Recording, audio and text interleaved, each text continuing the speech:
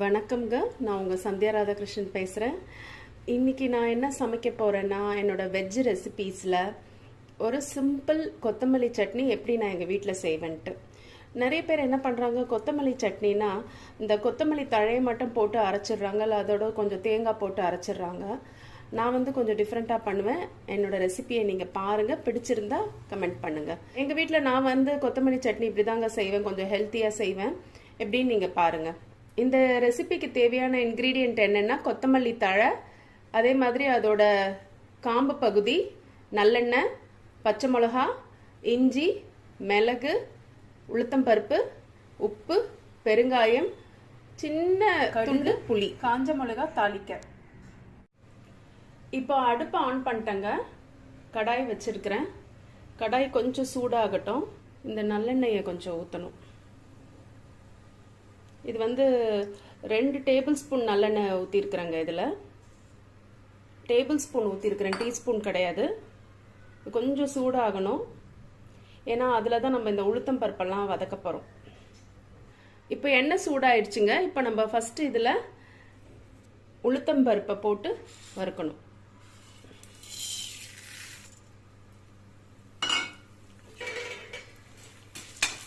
சிம்மிலே இருக்கட்டும்ங்க கடாயி.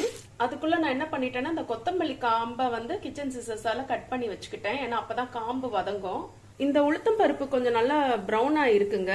அந்த டைம்ல நீங்க என்ன பண்ணணும்னா, இந்த இஞ்சியும் மிளகையும் அதுல சேர்த்துடணும்.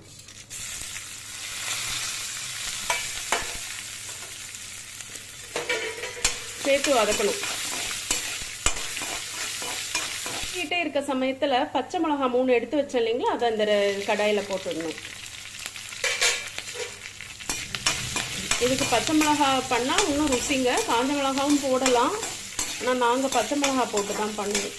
கொத்தமல்லி ஒரு கட்டு எடுத்துருக்குறேங்க. கொத்தமல்லியில் எங்கே ரொம்ப நியூட்ரிஷியன்ஸ் இருக்கும்னா, அந்த ஸ்டெம்மில் தான் இருக்கும், அதாவது அந்த காம்பில் தான் இருக்கும்.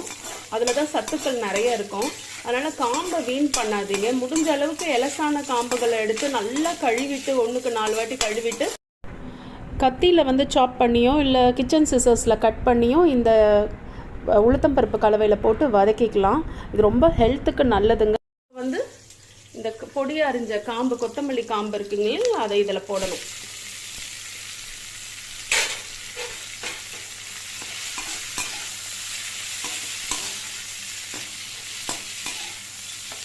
நானே வீடியோ எடுத்துக்கிட்டு பண்ணுறேன், அதனால கொஞ்சம் சிரமமாக இருக்குது. எப்பவுமே என்னை நீங்கள் விளாக் எடுக்கிறத பார்த்துருக்குறீங்க, மற்றவங்களை கேள்வி கேட்குறது பார்த்துருக்குறீங்க. அதே மாதிரி கிராமர் எடுப்பேன், இங்கிலீஷ் கிராமரு. அதெல்லாம் நாங்கள் ட்ரைபாட் ஃபிக்ஸ் பண்ணிவிடுவோம், இல்லை வேறு யாராவது எடுப்பாங்க. இது ரொம்ப எனக்கு வித்தியாசமாக இருக்குது. மேக்ஸிமம் எப்படி முடியுதோ நான் கவர் பண்ணுறேன் வீடியோவை. இந்த காம்பு நல்லா வதங்கணுங்க.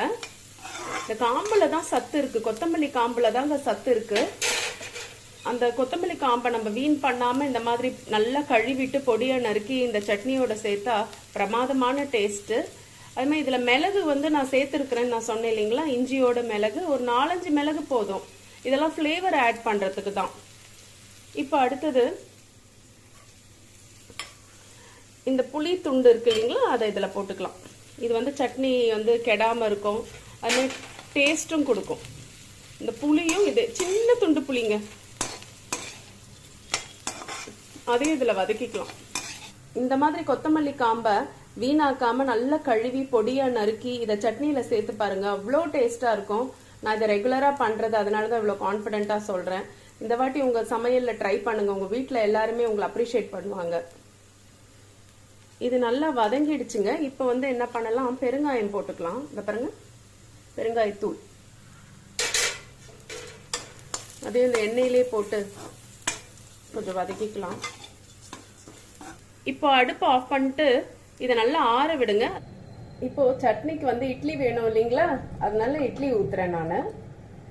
இட்லியில எண்ணெய் போட்டுட்டு, சமையல் கலைன்றது ரொம்ப ஒரு நல்ல அழகான கலைங்க. அதை கத்துக்கிட்டவங்க கில்லாடி. சமையல் கலைக்கு என்ன தேவைன்னா பொறுமை தான் தேவை. பொறுமை இருந்துட்டா நல்ல சமையல் வரும். அவசரப்பட்டோன்னா சமையல் நல்லா வராது. பொறுமையா சமைச்சோன்னா ருசியா சாப்பிடலாம். நான் வந்து இந்த சமையலில் வந்து ரொம்ப லேட்டாக தாங்க கற்றுக்கிட்டேன். 2016 தான் ஆரம்பித்தேன். எல்லாமே தப்பு தப்பாக செய்வேன். 2016 ரொம்ப கஷ்டப்படுவோம். எது செஞ்சாலும் எடுத்து கொட்டிடுவோம், ஹோட்டலுக்கு போயிடுவோம். அது வரைக்கும் வந்து எதுவுமே கற்றுக்கல நான் சமையலில். அப்படியே படிப்பு வேலைன்னு அப்படியே போயிடுச்சு. சமையல்ன்றது ரொம்ப ஒரு நிறுத்தி நிதானமாக யோசித்து பண்ணுற வேலைங்க. நம்ம எல்லாரும் உழைக்கிறது எதுக்கு? சாப்பிட்றதுக்கு தானே. நல்ல சாப்பாடு எப்போவுமே எல்லாருக்கும் பரிமாறணும். எனக்கு நல்ல டேஸ்ட்டாக எல்லாருக்கும் பரிமாறி சாப்பிட சமயத்தில் அதை பார்க்குறது ரொம்ப பிடிக்கும். எங்கள் வீட்டில் அரைச்ச இட்லி மாவுங்க, இட்லி ஊற்றிட்டுருக்குறேன். ரொம்ப கஷ்டப்பட்டு தான் இந்த சமையலை கற்றுக்கிட்டேன். எனக்கு யார் சமையல் குருனா நீங்கள் நம்பவே மாட்டீங்க, நம்ம யூடியூபர்ஸ் தான். அத்தனை சமையல் ரெசிபியும் ஒன்று விடாமல் பார்ப்பேன். ஏன் நமக்கு வராதுன்ட்டு. யூடியூப் மட்டும் எனக்கு வந்து சமையல் கற்றுக் கொடுக்கல. அத்தனை தாய்மார்களுக்கும் அத்தனை பிரதர்ஸ்க்கும் ரொம்ப நன்றி. ஏன்னா யூடியூப்பில் தான் நான் எல்லா சமையலுமே கற்றுக்கிட்டேன். ஒன்றா எனக்கு ஒன்றுமே தெரியாது. எது பண்ணாலும் எடுத்து குப்பையில் போட்டுடுவோம். அந்த அளவுக்கு மோசமான சமையல். இப்போ நல்லா சமைக்கிறேன்னு எல்லாரும் சொல்கிறாங்க. எங்கள் வீட்டில் வந்து சாப்பிட்டுட்டும் போகிறாங்க. நம்ப மாட்டீங்க, இட்லி மாவு பதம்லாம் ஒன்றுமே தெரியாது எனக்கு. இப்போ தான் கற்றுக்கிட்டேன். இப்போ இட்லி ஊற்றி வச்சுட்டேங்க. இதில்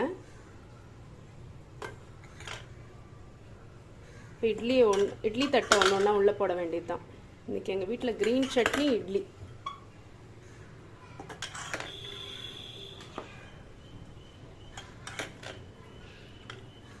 இட்லி பாத்திரம் கொதிக்குதுங்க தண்ணி.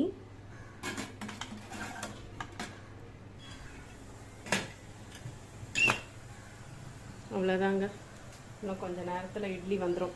இப்போ வந்து இந்த உளுத்தம் பருப்பு எல்லாம் ஆற வச்சோம் இல்லைங்களா, கொத்தமல்லி காம்பு உளுத்தம் பருப்பெல்லாம் இதெல்லாம் ஆறிடுச்சு. இதை மிக்சியில் போட்டு கொத்தமல்லியோட அரைச்சிடணும் உப்பு போட்டு.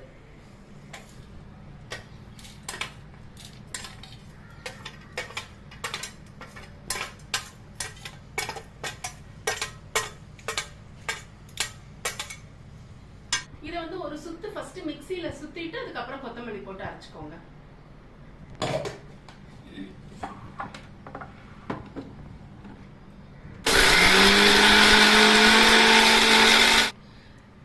இப்போ கொஞ்சம் இதுல தண்ணி ஊத்திக்கிட்டா இந்த உளுத்தம் பருப்பெல்லாம் மசிஞ்சிருங்க. சும்மா கொஞ்சம் ஊத்தி அரைக்கணும். இப்போ வந்து இந்த கொத்தமல்லி தழையெல்லாம் இது உள்ள போட்டுடலாம்.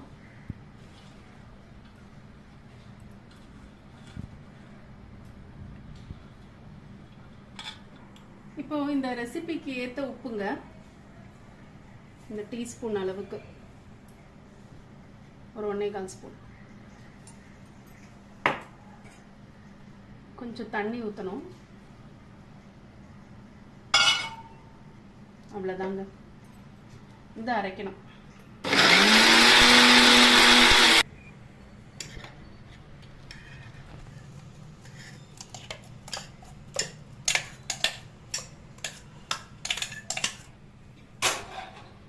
இப்போ வந்து சட்னியை வந்து பெருங்காயம், காஞ்ச மிளகாய், கடுகு போட்டு தாளிச்சுக்கலாம்.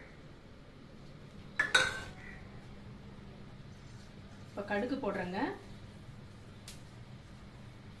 இது உளுத்தம் பருப்பு போட்டு வறுத்து அரைச்சதுனால நான் உளுத்தம் பருப்பு போடலை. இந்த கடுகு நல்லா வெடிச்சப்புறம் காஞ்ச மிளகாய் போடலாம். காஞ்ச மிளகாய் போடுறேங்க. பெருங்காயம் ஆல்ரெடி நம்ம போட்டுட்டோம். இப்போ வாசனைக்கு சும்மா கொஞ்சம்.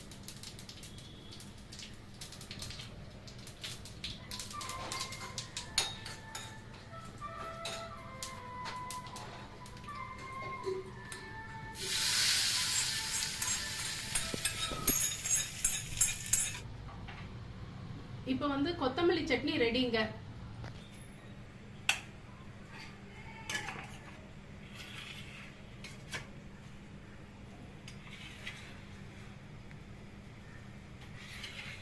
இட்லி பாருங்க எவ்வளவு சாஃப்டா வருது.